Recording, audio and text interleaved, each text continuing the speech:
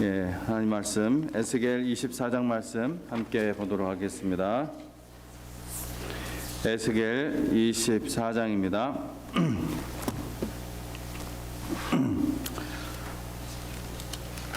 네, 오늘은 에스겔서 24장에서 27절까지 그렇게 길지 않은 말씀인데 오늘은 이렇게 하도록 하겠습니다. 하나님 말씀을 읽어가면서 각 구절을 우리가 의미를 보면서 마지막에 하나님의 교훈을 우리가 살펴보도록 하겠습니다.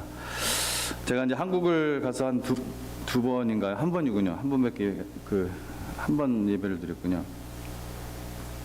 일찍 왔다 왔으니까 하나님 말씀을 읽을 때마다 아주 그냥 자동으로 아멘 아멘 성도님들이 그러더라고요. 그래서 참 저도 아멘 아멘 같이 하게 됐는데 여러분도 한번 그 말씀을 한 번이 아니라 원래 그래야 되잖아요. 저도 믿음 처음 배울 때 하나님 말씀을 읽으면 다른 것에는 몰라도 하나님 말씀은 아멘 아멘 진리잖아요. 그래서 그것이 심판의 말씀이든 그것이 위로의 말씀이든 격려의 말씀이든 그래서 우리가 하나님 말씀을 좀 읽을 때는 좀 습관을 좀 들여야 될 것 같습니다. 하나님 말씀 딱 읽은 다음에는 아멘, 아멘, 아멘. 네. 그것도 두 번을 하더라고요. 두 번. 아멘, 아멘 하는 분들도 있고 그렇더라고요. 그래서 제가 두 번까지는 뭐 요구하지는 않겠습니다. 근데 하나님 말씀 읽을 때는 우리 중앙침례교 성도님들이 언제든 뭐 주일이든 수요일이든 여기 있는 분들이 특별히 좀 주축이 되셔서 아멘, 하나님 앞에 아멘하여 하나님께 영광을 돌린다고 했는데 그런 삶으로 우리 하나님께 드리길 원합니다. 자, 그래서 지금부터 시작입니다. 네, 우리가 한번 계속 해보는 거예요. 네, 그거 하려고는 좀 그렇게 해보는 겁니다. 자, 1절, 2절 말씀. 성경 읽으실 수 있는 분들은 1절, 2절 말씀을 함께 읽도록 하겠습니다. 시작.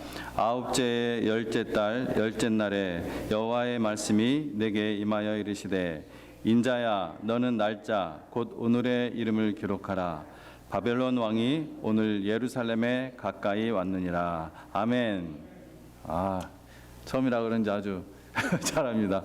이게 이제 매번 하나님 말씀 읽을 때마다 습관이 돼야 돼요. 저도 습관이 안 됐거든요. 저도 그 자리에 있으면 성경 말씀 읽을 때 속으로는 아멘 하는데 바깥으로 안 튀어나와요. 습관이 안 되니까.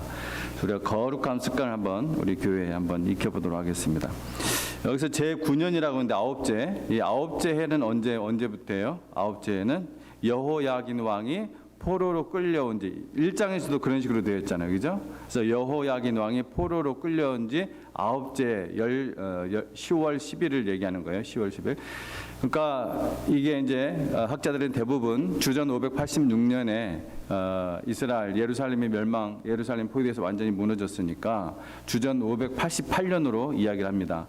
그래서 한 1년 전으로 보시면 돼요. 예루살렘이 멸망하기 1년 전. 근데 바로 이때가 언제냐면은 바벨론 왕이, 그러니까 주전 588년 10월 10일 이날이 언제냐면은 역사 속에서 바벨론 왕이 예루살렘을 에워싼 날입니다. 예루살렘이 에워싼 날이에요. 그래서 거기에 2절 말씀에 기록하라. 바벨론 왕이 오늘 예루살렘에 가까이 왔느니라. 이렇게 되어 있는데요. 여기 왜 가까이 왔느니라 이렇게 우리나라 성경에는 번역을 했는지 잘 모르겠습니다. 왜냐하면은 사마크라는 그 단어는 가까이 왔다 이런 뜻이 좀 어거지로 찾으면 좀 있겠지만은 이게 안수하다 쓸 때 쓰는 단어거든요. 안수하다, 얹다, 꽉 누르다. 그래서 그런 의미로 영어 성경에서는 seize, 꽉 붙잡다, 에워싸다, 포위하다 이런 의미로 되어 있어요. 그러니까 그런 의미인데 가까이 왔다 해서 좀 약간 원래 단어 직역도 안 되고 의역도 잘 안 되는 의미 같습니다. 어쨌든 이 말씀이 정확하게 그대로 이루어진 거예요. 오늘의 이름을 기록하라. 바벨론 왕이 오늘 예루살렘에 가까이 왔느니라 해라. 예루살렘에 정확하게 얘기한다면 예루살렘을 에워쌌느니라. Siege to Jerusalem 이렇게 되었어요. HCSB나 그 다음에 NIV. HCSB는 우리 침례교단에서 많이 사용되는 공인하는 그러한 영어 버전입니다. 그래서 그런 의미고요. 3절에서 8절 말씀 또 길지만 함께 읽어보도록 하겠습니다. 이거는 교도 가도록 하겠습니다. 너는 이 반역하는 족속에게 비유를 베풀어 이르기를 주 여호와께서 이같이 말씀하시기를 가마 하나를 걸라.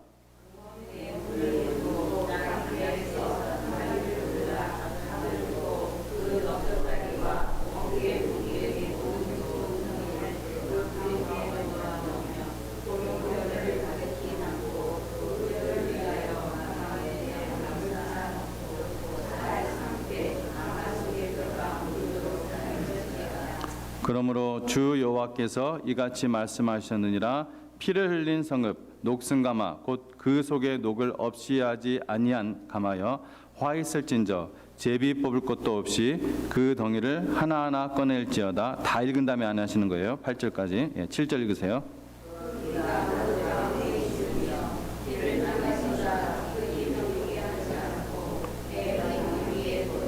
같이 읽습니다.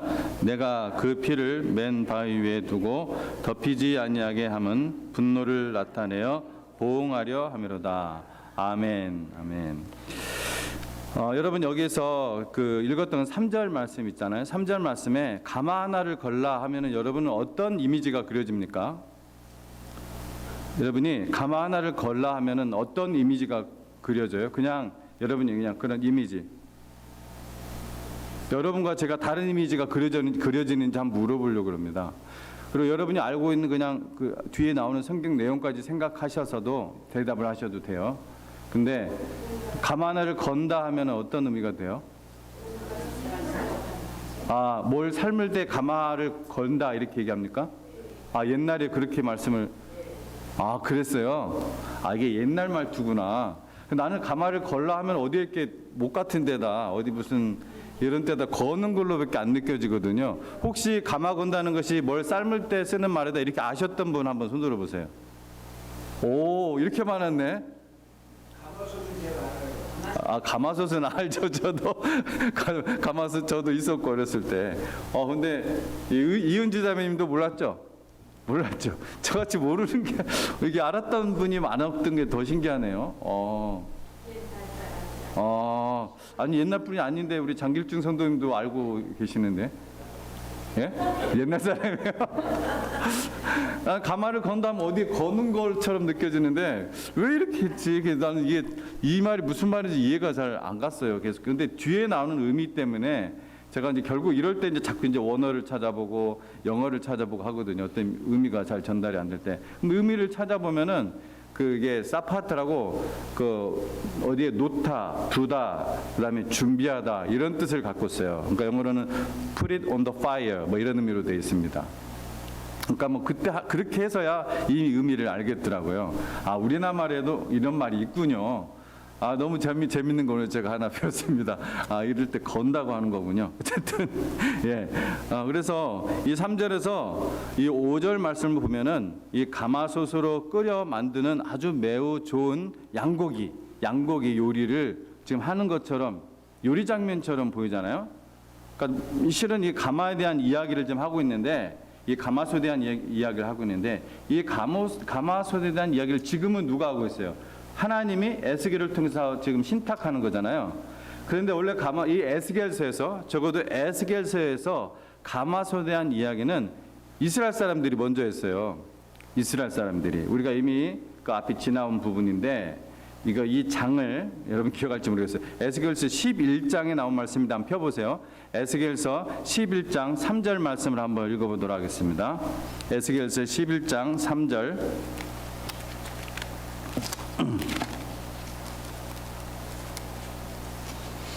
이것을 한번 읽을 수 있는 분들은 같이 읽어보도록 하겠습니다. 시작. 그들의 말이 집 건축할 때가 가깝지 아니한즉 이 성읍은 가마가 되고 우리는 고기가 된다 하나니. 예.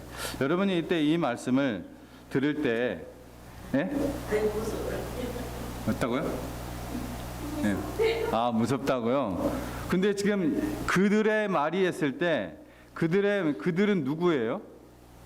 그들의 말이, 이 말은 그들은 누굽니까? 에스겔은 아닐 테고 적어도요. 복수니까. 누구예요? 이스라엘 사람들이에요. 자기네들이 그렇게 얘기하고 있으면 자기네들이 그렇게 얘기한다는 것은 지금 나쁜 의미로 얘기하는 게 아니에요, 적어도. 그렇죠? 근데 우리가 딱 이 말을 들을 때는 자기네들이 가마솥에서 삶아지는 거니까 이 좋은 의미가 아니잖아요, 우리가 볼 때는. 그렇죠? 상식적으로 생각할 때. 근데 자 보세요. 이렇게 얘기한 이유를 찾아보면 참 재밌어요. 그들의 말이 집 건축할 때가 가깝지 아니한즉 이 성읍은 가마가 되고 우리는 고기가 된다 하나니. 자, 여기서 일단 이 의미 먼저, 이 백성들이 이렇게 말하는 의미 먼저 살펴보고 그 히스토리를 잠깐 보도록 하겠습니다. 여기서 이 백성들의 말은 자신들은 정말 좋은 고기라서 예루살렘 성이 가마솥이 되어가지고 쏟아지지 않게 잘 보호해 줄 것이다. 이런 의미로 지금 받아들이고 있는 거예요. 이상하죠? 그런 의미예요. 지금 자기네들이 지금 삶아 죽을 거다 지금 막 그런 의미가 아니에요. 좋은 의미로 얘기하고 있어요. 우리는 좋은 고기라서 예루살렘 성벽이 아주 무쇠 가마솥이 되어서 우리가 쏟아지지 않도록, 우리가 어떻게 그냥 어떤 뺏기지 않도록 잘 보호해 줄 것이다. 이런 의미로 자기네들을 위해서 지금 얘기를 하고 있는 거예요. 이거 아주 이런 확신에 차서 얘기를 하거든요. 이런 걸 뭐라고 그래요? 확증편향이라고 그래요. 확증편향이라는 용어가 있습니다. 확증편향. 그러니까 그냥 그 객관적인 어떤 진리 뭐 이런 거 상관없이 그냥 자기가 그냥 막 아주 확증을 해요. 편향적인 확증을 갖고 있는 거예요. 그런 확증 편향적인 사고를 갖고 있으면요, 어떻게 돼요?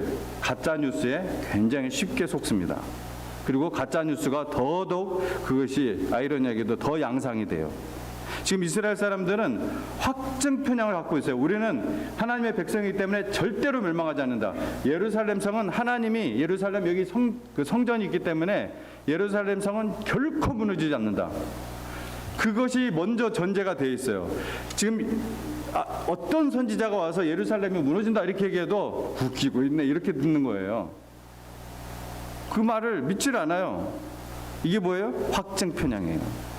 하나님의 진리에 근거한 확신이 아니라 자기네들이 가지고 있는 잘못된 전제. 어떤 전제예요? 예루살렘 성은 결코 무너지지 않는다. 왜? 거기에 하나님이 거하시는 예루살렘 성전이 있기 때문에. 이런 확증 편향. 아니 하나님이 그 성 안에만 그 예루살렘 성전에만 계십니까? 분명히 얘기했거든요.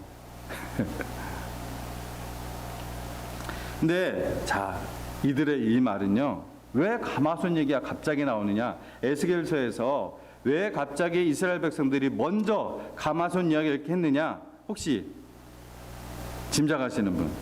이건요, 예레미야 선지자의 예언에 대한 그 말씀에 대한 그들의 태도예요. 예레미야 말씀에 대한 그들의 태도예요. 자, 한 구절씩 이 부분 11장 3절을 부분 한번 보도록 하겠습니다. 이게 그냥 써진, 왜 갑자기 집 건축할 때 이 말이 나오는가?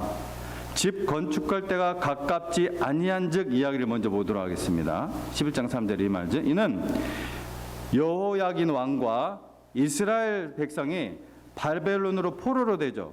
그 바벨론 포로로 되었을 때 그 포로된 백성들에게 선포한 예레미야 선지자의 예언이에요. 예레미야 선지자가 하나님으로부터 어떤 말씀을 받았습니까? 이스라엘 백성들이 바벨론 포로로 가서 70년 동안 그들이 유랑할 것이다. 70년 동안. 여러분 70년이면은 굉장히 긴 세월이에요. 그죠? 돌아오지 못하는 사람들이 훨씬 많을 거예요, 아마. 70년이면은.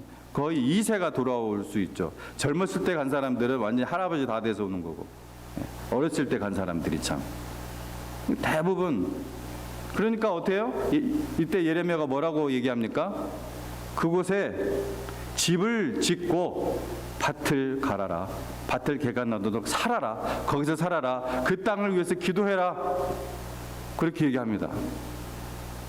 자, 그렇게 예언을 했어요. 예레미야 29장에서 예레미야 선지자가. 그러나 이 예루살렘 성읍에 남아있는 자들, 끌려가지 않고 예루살렘 성읍에 남아있는 자들은 뭐 그 끌려간 자들도 마찬가지였겠지만 이 예레미야 선지자 말과는 달리 하나님의 심판을 의식하지 않고 이 평안의 때로 간주하고 있었던 거예요. 여러분 잘 아시잖아요, 그죠? 거짓 선지자가 훨씬 더 많았다는 거. 그래서 뭐 다수결로 하면은 이 거짓 선지자들의 평안하다, 평안하다 이 예언이 훨씬 더 강력한 거예요. 다 그런데 왜 당신만 그러십니까? 이런단 말이에요. 더군다나 그 말 메시지가 훨씬 듣기가 좋거든요. 아, 하나님이 계시는 이곳이 어떻게 무너지냐? 지금 포로로 지금 저들이 끌려갔지만 여호야긴 왕도 끌려갔지만 있어봐야 무슨 70년이야. 뭐 1년 아니면 돌아올 거야. 이렇게 예언을 했단 말이에요. 선지자들이. 대부분의 선지자들이. 그리고 백성들도 자기 안에서 그렇게 확증 편향을 갖고 있었던 거예요. 그러니까 이 말을 하는 거예요. 집 건축 때가 가깝지 아니한즉 무슨 말이에요? 네. 집 건축 뭐 할 필요 없다 이 얘기예요. 네. 집 건축 때가 가깝지 아니한즉 너 바벨론에서 집을 건축한다고? 너 하나님이 그분의 백성에게 그렇게 하시지 않아. 잡혀가도 금방 돌아오게 하실 거라고 무슨 집이야. 예레미야가 하나님의 말씀을 선포해도 이런 식으로 반응했던 거예요. 여러분은 어떻게 들으실 것 같아요? 그 당시 살았다면. 지금 대부분의 설교자들이 정말 하나님의 말씀과 다른 사람들이 듣기에 좋은 어떤 편향적인 정치적인 메시지를 전할 때 어떤 목사가 하나님 말씀에 근거해서 심판을 선포하는 아니야 여기가 심판 당할 거야 이런 얘기를 할 때 여러분 어떤 말씀을 믿으실 거예요? 그럴 때 잘 분별을 하려면 어떻게 해야 돼요? 하나님을 잘 알아가야겠죠. 영적으로 깨어 있어야겠죠. 그러니까 우리가 영적으로 깨어 있는 것이 이 세대에 너무나 중요합니다. 그리고 그 뒤에 13절 그 뒤에를 더 보세요. 이 성읍은 가마가 되고 고기가 된다. 뭐라고요? 이 성읍은 가마가 되고 고기가 된다. 본 구절도 예레미야 선지자가 어떤 비유를 들었어요? 예레미야 1장에서 제일 먼저 살구나무가 사실은 아몬드라고 했죠. 거기에 아몬드. 그 다음에 두 번째 비유가 나와요. 끓는 가마솥의 비유가 나오죠. 예레미야 선지가 끓는 가마솥 비유를 해요. 그래서 이스라엘 백성들이 그 끓는 가마솥에서 북에서 아래로 그냥 끓는 가마솥에 부어지듯이 이스라엘 백성들을 심판할 것이다. 하나님께서 예레미야 선지자의 입을 통해서 신탁을 그렇게 했음에도 불구하고 그들은 그걸 믿지 않았던 거예요. 오히려 그 말을 전할 때 뭐라고 했어요? 우리를 끓는 가마 속의 고기처럼 하나님께서 바벨론 군대로부터 이 예루살렘 성벽을 무쇠가마로 보호하셔서 무쇠가마처럼 보호하셔서 왜? 예루살렘 성벽을 무쇠가마처럼 믿고 있었던 거예요. 그들은. 왜? 그 안에 예루살렘 하나님의 성전이 있으니까. 그 확증적인 편향이 있었어요. 그 무쇠감으로 보호하셔서 평안하고 안전하다고 믿고 있는 거예요. 그러니까 11장 3절의 말씀을 우리가 잘 이해를 해야 돼요. 이렇게. 그러니까 이 11장 3절에 에스겔서에서 처음 나오는 이 가마손 이야기는 누구의 말에 대한 말씀의 태도예요? 예레미야 선지자의 말씀에 대한 그들의 반응이에요. 여러분 너무 기가 막히죠? 너무 황당하죠? 상식적으로도 그게 잘 이해가 안 되죠? 끓는 가마솥에 고기 얘기하는데 확증 편향에 들어가면 이렇게 돼요. 너무나 많이 봅니다. 이 시대에. 사람이 영적으로 소경이 되면은 뭐 영적 통찰력까지 갈 필요도 없어요. 영적인 소경이 되면은 어떻게 되는지 너무나 리얼하게 보여주는 구절이에요. 11장 3절은. 이렇게 영적인 소경에 대해서 하나님의 말씀을 왜곡한 것이 아니라면은 하나님의 말씀을 전언하는 그 대언자에게 어떤 태도예요? 깐족거리는 태도예요. 깐족거리는 거예요. 예레미야 선지자님, 끓는 갑옷 속의 심판이 예루살렘 성에 부어질 거라고요? 뭐 가마솥 같은 얘기 하시네요. 이 가마솥 같은 예루살렘 성벽이 안에 있는 우리를 아주 튼튼하게 무쇠처럼 지켜줄 겁니다. 그 말을 그대로, 그 단어를 그대로 갖고 와가지고 싹 비틀어 버리죠. 깐족거리는 건지 아니면은 하나님 말씀을 왜곡하는 둘 중에 하나예요. 그래서 오늘 3절에서 5절의 이야기로 읽었는데 3절에서 5절의 이야기를 이스라엘 백성들은 지금 기분 좋게 듣고 있었는지도 몰라요. 그럴 거 말고 우리는 좋은 고기처럼 이 예루살렘 성이 우리의 가마솥이 되어서 우리를 지켜주실 거야. 그러나 이것이 큰 착각임을 하나님께서는 6절부터 에스겔을 통해 말씀하십니다. 자, 우리가 8절까지 읽었죠? 그러므로 주 여호와께서 이같이 말씀하시느니라. 피를 흘리신 성읍 녹슨 가마솥 곧 그 속에 녹을 없이 하지 아니한 가마여 화 있을진저 배 제비풀 곳도 없이 그 덩이를 하나하나 꺼낼지어다. 그 피가 가운데 있음이며 피를 땅에 쏟아 티끌이 덮이게 하지 않고 맨 바위 위에 두었도다. 내가 그 피를 맨 바위 위에 두고 덮이지 아니하게 함은 분노를 나타내어 보응하려 함이로다. 예. 아멘. 아멘. 이 가마솥 비유는 예루살렘 성에 대한 비유예요. 하나님께서는 이 예루살렘 성을 피 흘린 성읍, 녹슨 가마 이렇게 표현을 하는 것입니다. 피 흘린 성읍. 므낫세 왕 때요. 히스기야 아들 므낫세 아시죠? 므낫세 계속 하나님께서 므낫세 때문에 이스라엘 그 남유다가 망한다고 말씀을 하시잖아요. 역대기서에서 그런 얘기를 하시잖아요. 므낫세가 45년이나 통치를 했어요. 그 45년 통치하는 동안 무죄한 자들의 피를 너무나 많이 흘렸어요. 아주 우상 숭배에 앞장서는 자가 되었고 마치 북이스라엘처럼 그냥 우상 숭배뿐만 아니라 아까 말한 것처럼 마치 북왕국의 아합 왕과 같았어요. 남유다의 이 므낫세 왕은 무죄한 자들의 피를 너무나 많이 흘렸어요. 하나님께서 지금 6절부터 8절까지 이렇게 말씀을 하시는 거예요. 자, 9절에서 12절 말씀 같이 읽어보도록 하겠습니다. 9절에서 12절 한번 같이 교독하도록 하겠습니다. 그러므로 주 여호와께서 이같이 말씀하셨느니라. 화 있을진저 피를 흘린 성읍이여 내가 또 나무 무더기를 크게 하리라.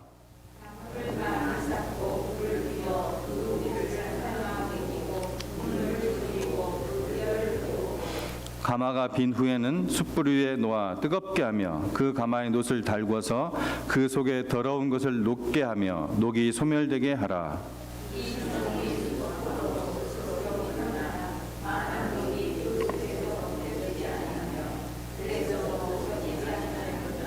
예, 아멘. 예, 아멘 안 하시는 분 다시 한번 아멘. 예, 습관이 안 되셔서 그런가 이해합니다. 한 달은 제가 한번 참아볼게요. 여러분도 저에게 만약에 제가 말씀 읽고서 아멘 안 하면 얘기해 주세요. 목사님 아멘 해주세요. 아셨죠? 예, 저도 습관이 안 됐을 테니까. 하나님 말씀 읽으면 어쨌든 우리 아멘 합시다. 아멘. 예, 귀한 습관이에요. 여러분 여기서 녹이 뭘 의미하는 것 같습니까? 녹이. 그렇죠. 죄악입니다. 죄. 그렇게 하는데도 많은 녹이 12절 보면은 많은 녹이 그 속에서 벗겨지지 아니하고 불에서도 없어지지 아니한다고 그래요. 얼마나 이것이 아주 그냥 강력하게 깊숙이 쓸었으면은 그렇게 그냥 무쇠를 이렇게 달궈도 수많은 나무를 쌓았다고 했잖아요. 그 위에서 막 달궈도 녹이 없어지지 않아요. 죄악이 없어지지 않는다는 것이죠. 죄악은 뭡니까? 무죄한 자들이 피를 흘린 거, 음행한 거, 우상 숭배한 거. 그거예요. 그 세 가지를 지금 계속해서 얘기하고 있는 거예요. 그래서 하나님께서 나무 무더기를 크게 해서 거기에 불을 피워서 이 솥 안에 고기를 푹 삶고 양념을 치고 또 빈 가마솥을 뭐 들어있으면 좀 그러니까 빈 가마솥을 뜨겁게 달궈가지고서 그 속에 더러운 것을 녹게 하고 녹이 없어지듯이 그렇게 하는데도 안 없어진다는 거예요. 얼마나 지독하면 그 죄악이 얼마나 아주 그냥 뼛속 깊이 들어갔으면 그럼 어떻게 해야 돼요? 솥을 갈아버려야 되죠. 그냥 그 솥 갈아버려야 되죠. 그 솥 가는 게 뭐예요? 바벨론 포로로 가라 얘기예요. 완전히 새로운 공동체에 만들어서 다시 오시겠다는 거예요. 그렇게 하면서 대부분의 1세대는 거기서 다 죽는 거죠. 마치 뭐가 생각이 나요? 출애굽 1세대가 생각이 나죠. 출애굽 1세대가. 자, 15절에서 19절 말씀 또 우리 같이 교독하도록 하겠습니다. 15절에서 19절 교독합니다. 여호와의 말씀이 또 내게 임하여 이르시되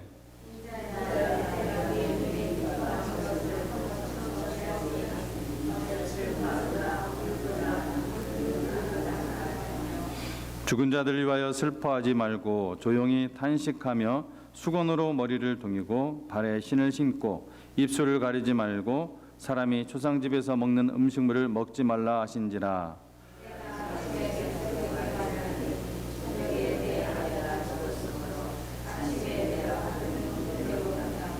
같이 읽습니다.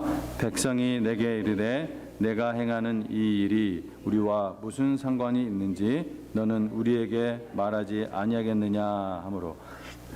아멘.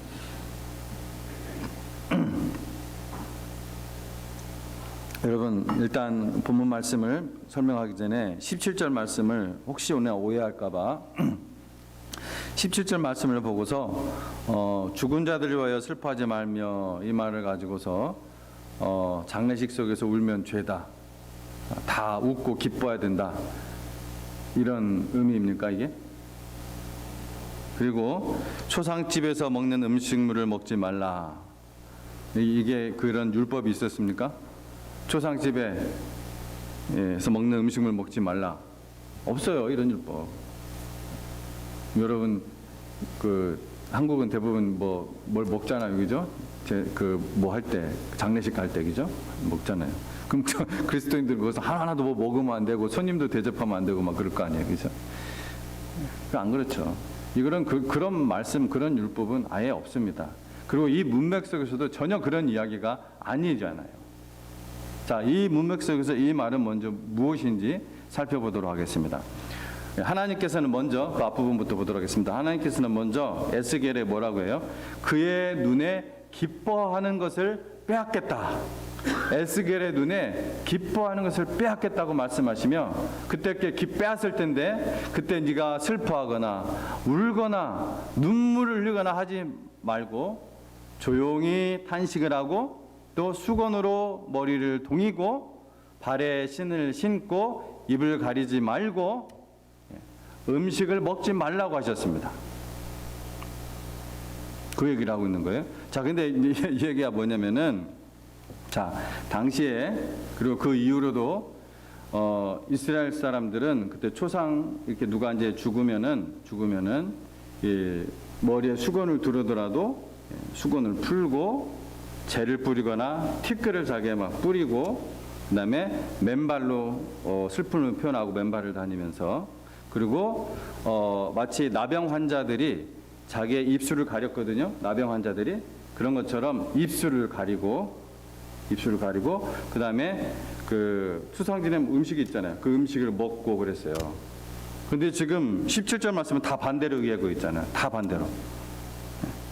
죽은 자들 위하여 슬퍼하지 말고 조용히 탄식하며 수건으로 머리를 동이고, 풀지 말고 오히려 동이라고 그래요.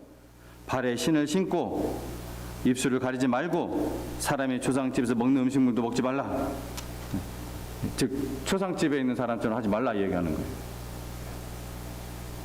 이건 당연히 네가 받을 심판이다, 그 얘기죠.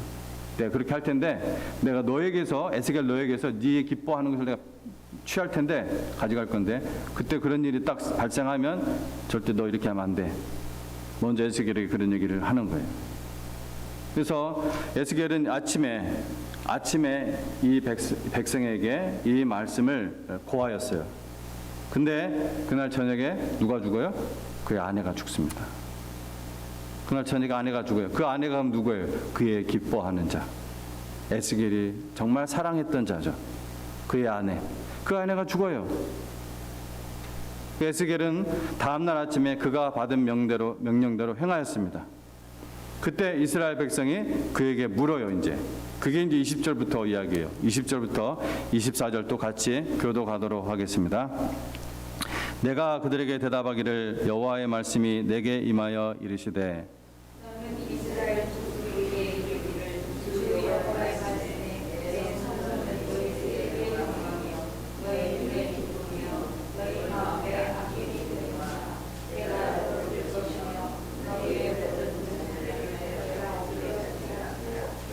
너희가 에스겔이 행한 바와 같이 행하여 입술을 가리지 아니하며 사람의 음식물을 먹지 아니하며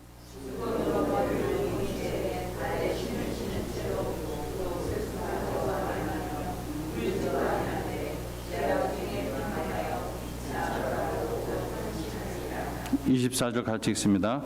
이같이 에스겔이 너희에게 표징이 되리니 그가 행한 대로 너희가 다 행할지라. 이 일이 이루어지면 내가 주 여호와인 줄을 너희가 알리라 하셨느니라. 아멘. 하나님께서는 그들의 힘이요 그들의 영광, 그들의 눈에 원하는 그러한 바였습니다. 그들의 마음에 아끼는 하나님의 성소, 곧 예루살렘 성소를 하나님께서 친히 더럽혀지도록 내버릴 것이며, 또 그들의 그 버려둔 그 자녀들을 칼에 엎드러지게 하실 것이다. 버려졌다는 것은 뭐예요? 그들이 막 버렸다는 것이 아니라 영적으로 완전히 버려놨다는 것이죠. 자기의 자녀들을. 그래서 그들은 에스겔처럼 입술을 가리지 않고 음식을 먹지도 않고 수건으로 머리를 동이고 발에 신을 신은 채로 슬퍼하거나 울지도 않고 조용히 탄식할 것입니다. 이것이 그들에게 표징이에요. 그들은 그 죄악 가운데서 쇠잔에서 멸망할 것입니다. 이와 같이 에스겔은 그들에게 닥칠 그 심판의 표징이 되었던 거예요. 그가 행한 대로 그가 행한 대로, 그가 즉 에스겔이 행한 대로 그들은 행할 것입니다. 이 일이 이루어질 때 뭐가 될 것이다? 끝에 24절에 내가 주 여호와인 줄을 너희가 알리라. 내가 주 여호와인 줄을 너희가 알리라. 하나님의 목적은 이거죠. 그러니까 내가 주 여호와인 줄을 너희가 알리라. 25절에 27절 우리 마지막으로 같이 교독하도록 하겠습니다. 인자야, 내가 그 힘과 그 즐거워하는 영광과 그 눈이 기뻐하는 것과 그 마음이 간절하게 생각하는 자녀를 데려가는 날,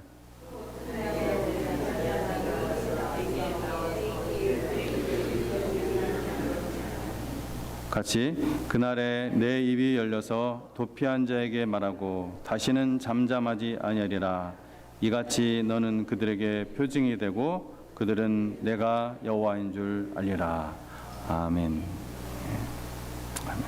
네. 하나님께서 그들의 힘과 그들의 즐거워하는 그 영광과 그 눈에 원하는 것, 특별히 그들이 그 자녀를 그들로부터 제하시는 그날,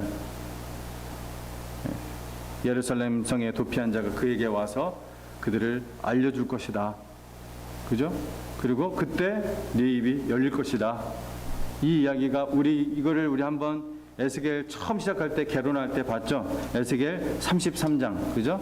에스겔 30장 이렇게 예언한 것이 실제로 약 1년 뒤에 예루살렘이 멸망하는 주전 586년에 일어나죠. 그게 에스겔서 33장에 있었던 말씀이에요. 우리 개론할 때 봤던 거 21절, 22절 말씀 보도록 하겠습니다. 21절, 33장, 21절, 22절 우리 한 목소리로 한번 또 읽어보도록 하겠습니다. 에스겔 33장 21절, 22절 이게 25절에서 27절 그 예언했던 에스겔 선지자가 하나님을 통해서 예언을 받았던 그 예언, 그 예언이 그대로 똑같이 이루어지는 것이 33장에 나오는 거예요. 같이 읽습니다. 시작. 우리가 사로잡힌 지 12째 해 10째 달 5째 날에 예루살렘에서부터 도망하여 온 자가 내게 나와 말하기를 그 성이 함락되었다 했는데 그 도망한 자가 내게 나오기 전날 저녁에 여호와의 손이 내게 임하여 내 입을 여시더니 다음 아침 그 사람이 내게 나올 그때에 내 입이 열리기로 내가 다시는 잠잠하지 아니하였노라. 아멘. 혹시 갑자기 왜 입이 열렸지 하고 계시는 분 없으시겠죠? 이때까지 입이 열리지 않았어요. 지금 벙어리가 된 상태, 혀가 위에 천장에 붙어가지고 하나님께서 말 못하게 했죠. 말 못하겠어요. 전부 다 행위 예언으로 하는 거예요. 행위 예언으로. 하나님이 입을 열게 할 때마다 물론 이제 전했겠지만은 보통 때는 입을 열지를 못했어요. 근데 하나님의 예언의 말씀대로 그가 이 때로 그대로 이루어지는 거예요. 이 행위로 예언을 했을 때 얼마나 참 답답했을까 하는 생각이 참 들어. 이거 뭐 어떻게 표현을 했을지, 뭐 글로도 물론 썼겠죠. 글로도 쓰고 막 그냥 표현을 했을 텐데, 행위로 몸으로 다 했을 텐데 참 대단한, 에스겔 생각하면 정말 너무나 많은 고난을 받은 분, 너무나 많은 참 힘들었던 선지자가 아닌가 이렇게 생각이 됩니다. 그래서 본장의 교훈은 무엇인가 보고 마치도록 하겠습니다. 본장의 교훈, 첫째로 하나님께서는 우리의 정결함을 원하신다는 것이죠. 우리의 정결함, 우리 자신을 하나님 앞에서 정결케 해야 돼요. 우리가 정결치 않으면은 계속해서 하나님 앞에서 정결함을 하나님께서 말씀을 주심에도 불구하고 우리가 스스로 우리가 음행과 어떤 우상 숭배로부터 영적 간음으로부터 우리가 깨끗하게 되지 않으면은 하나님이 어떻게 하십니까? 가만 놔두시지 않죠. 하나님은 왜? 거룩하신 하나님이기 때문에 자기의 자녀가 죄악 가운데서 더러움 가운데서 진창 속에서 있는 것을 결코 바라보시지 않습니다. 바라만 보고 계시지 않습니다. 하나님께서 우리의 정결함을 원하신다. 둘째로, 만약 우리가 계속해서 그렇게 범죄하고 하나님의 말씀을 들음에도 불구하고 예배를 통해서 하나님의 말씀을 들음에도 불구하고 계속해서 범죄하고 불결하면은 하나님께서는 어떻게 하신다? 우리의 기뻐하고 원하는 바를 빼앗아 가신다. 아멘? 네, 참 그런 일이 우리 일어나게 원치 않지만 그래도 아멘입니다. 왜? 그것이 하나님 말씀 맞기 때문에 하나님께서 에스겔이 사랑하는 아내를 데려가셨습니다. 그는 이스라엘 백성이 사랑하며 아끼던, 마치 하나님 그냥 하나님처럼 여겼던 그 예루살렘 성을 그들로부터 빼앗아 가버렸고, 그들이 정말 사랑했던, 어찌됐든 자녀들이기 때문에 사랑했던 그 자녀들도 죽여버렸습니다. 빼앗아 갔습니다. 그 전쟁터 속에서. 여러분, 하나님보다 더 사랑하는 것은 뭐예요? 우상입니다. 하나님보다 더 사랑하는 것은 우상이에요. 그게 죄입니다. 마지막 셋째로, 우리는 징벌을 받기 전에 하나님을 알자는 것입니다. 징벌을 받기 전에, 이 본문은 하나님의 징벌과 예루살렘의 그 멸망 후에 이스라엘 백성이 주 여호와 하나님을 알 것이다, 두 번이나 말씀을 하셨죠. 우리가 읽은 가운데서 에스겔서에서 안다, 야다라는 말이 98번이 나온다고 합니다. 안다. 우리는 그의 하나님의 그 징벌을 통해서가 아니라 우리가 평소에 이렇게 매일 하나님 말씀도 있고 또 하나님의 말씀이 선포되는 곳에 어찌하였든 열심히 모여서 평소에 성경을 통해 누구를 알자? 주 여호와 하나님을 알자. 한번 주 여호와 하나님을 알자 한번 해보겠습니다. 시작. 주 여호와 하나님을 알자. 호세아 6장 3절 그리고 호세아 6장 6절 말씀처럼 우리가 여호와를 알자, 힘써 여호와를 알자. 나는 번제를 원하지 않고 하나님 아는 것을 원하노라. 호세아 6장 3절 그리고 6절의 말씀이죠. 여러분, 하나님을 아는 것이 영생이다. 예수님이 그렇게 말씀하셨습니다. 여러분 안에 그러한 믿음과 삶의 실천이 이루어지기를 주의 이름으로 축복합니다. 기도하겠습니다.